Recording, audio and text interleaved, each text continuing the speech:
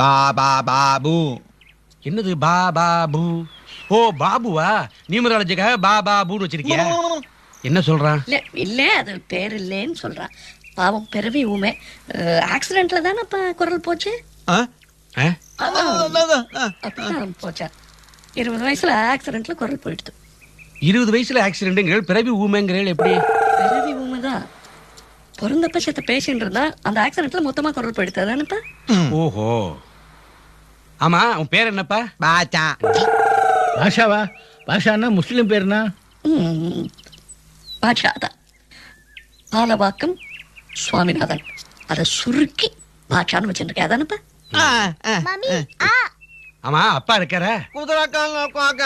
என்னது குதிரைக்குள்ள இல்லையா? பாட்ஷா நீ எப்படி சொன்ன? இப்படி அப்பா உயிரோட இல்ல அப்படின்னு சொல்றான். அதானப்பா? பாவம் ஊமை இல்லையோ.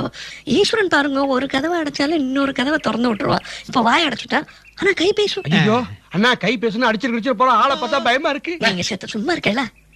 நல பாகம்னு சொன்னேன். நல்லா சமைப்பான். ஓ, சமையலை பத்தி சொல்றேடா? நம்ம கௌசியோட நன்னா சமைச்சா. அடச்சி, அதுக்குள்ள நான் போகும்போது திருடின்னு போயிட்டா. அதே மாதிரி இவனையும் ஏதாவது எடுத்துட்டு போயிட்டா விடு நோட்டம் எடுத்தீங்க போட்டு பாய். பாஷா எதுக்கு இப்ப டென்ஷன் ஆறு? பாய் கேர்ள் இல்லையா? அந்த மாதிரி பாய் அது இருக்கட்டும். இந்த வேதம் உபநிஷத்துலாம் தெரியுமா உனக்கு? ஆமாண்டா. அவனை போய் புருஷர் சுத்தம், ஸ்ரீ சுத்தம், ருத்ரம், சமகமெல்லாம் சொல்றான். சமயக்காரனுக்கு எதுக்குடா அதெல்லாம்? அதுக்கு இல்ல, நம்ம மாம் கொஞ்சம் ஆச்சாரமான ஆமாச்சே, அதுக்காக சொன்னேன். சரி வேண்டாம். சந்தியாவந்தனம் தெரியுமா? சரி விடு. அட்லீஸ்ட் ஒரே ஒரு காயத்ரி மந்திரமா சொல்லு பார்க்கலாம். சொல்லு. சுபஹா